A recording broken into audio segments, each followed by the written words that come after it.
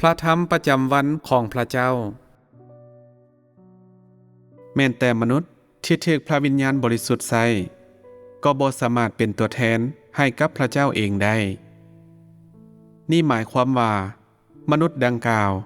บ่เพียงบ่สามารถเป็นตัวแทนให้กับพระเจ้าแต่ภารกิจที่พวกเขาปฏิบัติก็ยังบ่สามารถเป็นตัวแทนโดยกงให้กับพระเจ้าได้เว้าอีกอย่างหนึ่งก็คือประสบการณ์ของมนุษย์บ่สามารถจัดเข้าอยู่ในการคุ้มครองของพระเจ้าโดยกงและมันบ่สามารถเป็นตัวแทนให้กับการคุ้มครองของพระเจ้าได้ภารกิจที่พระเจ้าเองปฏิบัติก็เป็นภารกิจที่พระองค์ตั้งใจปฏิบัติในแผนการคุ้มครองของพระองค์เองและเกี่ยวพันกับการคุ้มครองที่ยิ่งใหญ่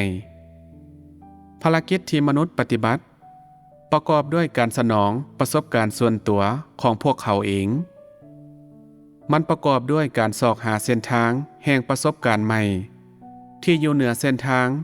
ที่ผู้คนก่อนหน้านั้นได้ย่างและประกอบด้วยการนำพาไอ้เอ๋ยน้องของพวกเขาในขณะที่อยู่ภายใต้การนำพาของพระวิญญาณบริสุทธิ์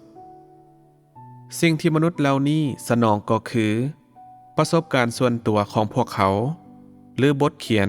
เกี่ยวกับฝ่ายวิญญาณของมนุษย์ที่เข่งศาสนาถึงแม้นมนุษย์เหล่านี้ถูกพระวิญญาณบริสุทธิ์ใช้ภารกิจที่พวกเขาปฏิบัติก็บ่เกี่ยวข้องกับภารกิจอันยิ่งใหญ่ของแผนการคุ้มครอง 6,000 ปีพวกเขาเป็นเพียงแต่มนุษย์ที่ถูกพระวิญญาณบริสุทธิ์ยกขึ้นมาในช่วงเวลาใดหนึ่งเพื่อนำพาผู้คนไปตามกระแสของพระวิญญาณบริสุทธิ์จนว่าหน้าที่ที่พวกเขาสามารถปฏิบัติ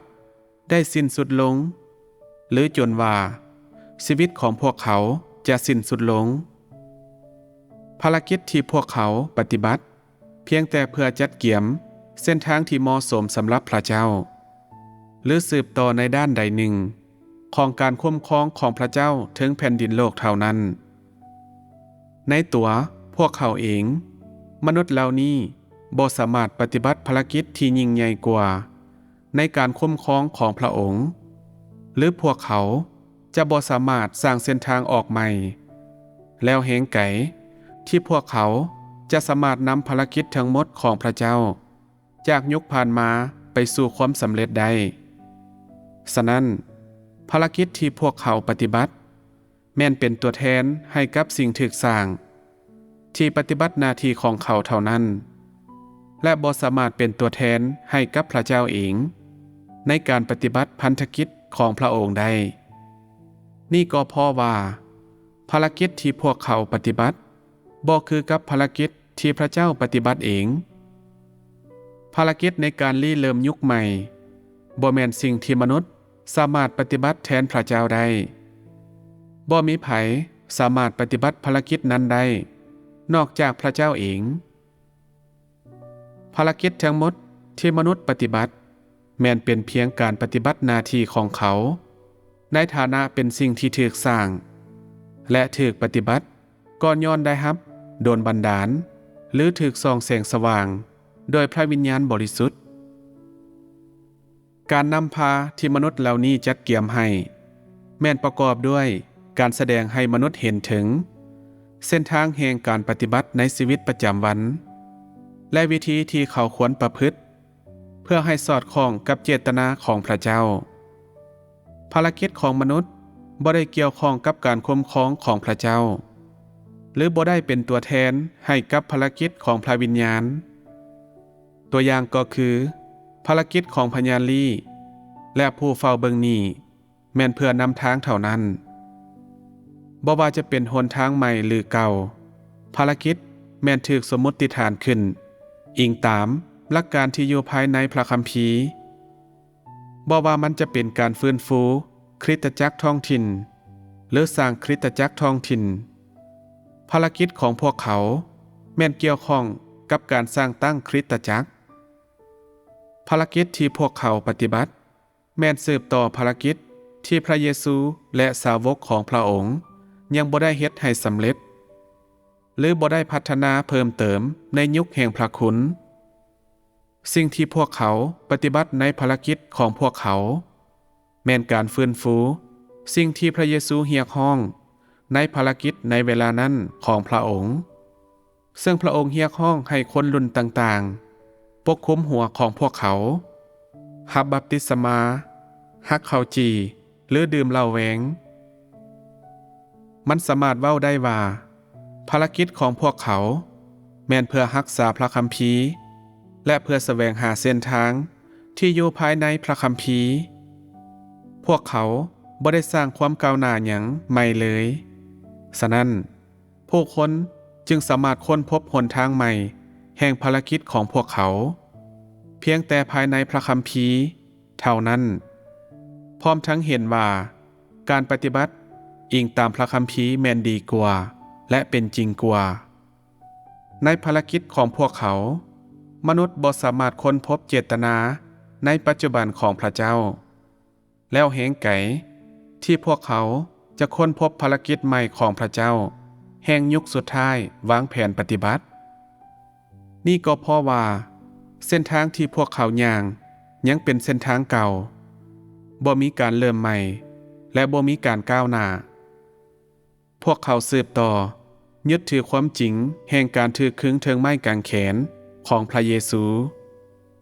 รักษาการปฏิบัติที่เรียกร้องให้ผู้คนกลับใจและสารภาพความผิดบาปของพวกเขายึดติดกับคำเว้าที่ว่า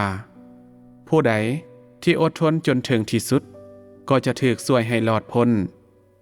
และผู้ชายแม่นเป็นหัวหน้าของแม่หญิงและแม่หญิงต้องเชื่อฟังสามีของเขาและยิ่งยึดติดกับแนวคิดตามประเพณีที่ว่าเอื้อยน้องบ่สามารถเทศนาได้เพียงแต่สามารถเชื่อฟังเท่านั้นถ้าการนำพาในลักษณะดังกล่าวถูกรักษาต่อไปพระวิญญาณบริสุทธิ์จะบ่สามารถปฏิบัติภารกิจใหม่จักเทื่อบ่สามารถเฮ็ดให้มนุษย์เป็นอิสระจากกฎระเบียบ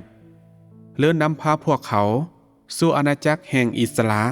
และความสวยงามฉะนั้นขั้นตอนนี้ของภารกิจซึ่งเป็นภารกิจในการเปลี่ยนแปลงยุคได้เรียกร้องให้พระเจ้าเองปฏิบัติภารกิจและกล่าวบ่ดังนั้นบ่มีมนุษย์คนใด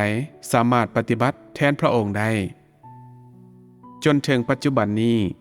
ภารกิจทั้งหมดของพระวิญญาณบริสุทธิ์ที่อยู่นอกกระแสนี้ได้มาถึงจุดที่บ่เน่งติงและคนที่ถูกพระวิญญาณบริสุทธิ์ใส่ก็ได้หลงจุดยืนของพวกเขาฉะนั้นย้อนภารกิจของมนุษย์ที่พระวิญญาณบริสุทธิ์ใส่บ่คือกับภารกิจที่พระเจ้าปฏิบัติเองตัวตนของพวกเขาและสิ่งที่พวกเขาประพฤติแทนก็แตกต่างเช่นกันนี่ก็ย้อนว่าภารกิจที่พระวิญญาณบริสุทธิ์ตั้งใจปฏิบัติแม้นแตกต่างกันและด้วยเหตุนี้คนที่ปฏิบัติภารกิจแบบเดียวกันก็มีตัวตนและสถานะที่แตกต่างกัน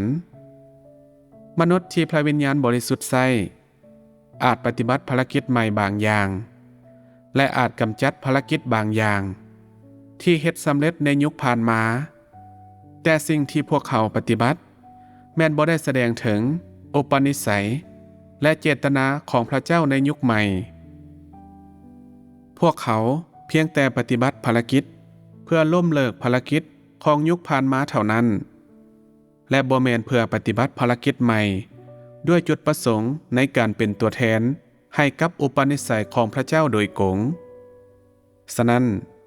บ่ว่าพวกเขาจะล้มเลิกการปฏิบัติที่ล้าสมัยหลายสำใดก็ตามหรือพวกเขาแนะนำการปฏิบัติใหม่หลายสำใดก็ตาม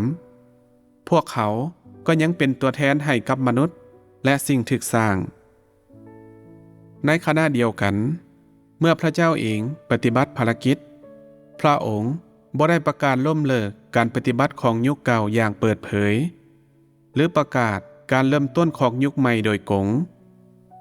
พระองค์กงไปกงมาและซื่อสัตย์ในภารกิจของพระองค์พระองค์กงไปกงมา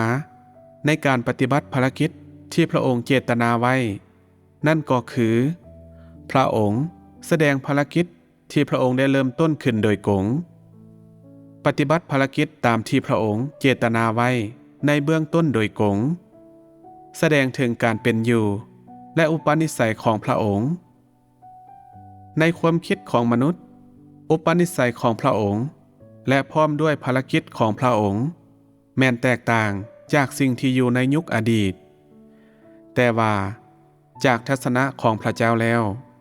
นี่เป็นการสืบต่อเนื่องและการพัฒนาเพิ่มเติมในภารกิจของพระองค์เท่านั้นเมื่อพระเจ้าเองปฏิบัติพระองค์แสดงพระธรรมของพระองค์และเริ่มต้นภารกิจใหม่โดยกงในทางกงกันข้ามเมื่อมนุษย์ปฏิบัติภารกิจมันแมนผ่านการตึกตองและการศึกษาหรือมันเป็นการขยายความรู้และการจัดระบบของการปฏิบัติตามธรรมเนียมที่ถือค้นพบในภารกิจของคนอื่นนั่นหมายความว่าแก่นแท้ของภารกิจที่มนุษย์ปฏิบัติแม่นเพื่อติดตามระเบียบที่ถูกจัดตั้งขึ้นแล้วและเพื่อย่างในเส้นทางเก่าโดยใส่เกิบใหม่นี่หมายความว่าแม้นแต่เส้นทางที่มนุษย์ผู้ที่ถูกใส่โดยพระวิญญาณบริสุทธิ์อย่างก็ยังเป็นเส้นทางที่ถูกสร้างขึ้นถึงสิ่งที่พระเจ้าเปิดเผยฉะนั้นเมื่อทุกสิ่งถูกกล่าวออกและเฮ็ดให้สำเร็จ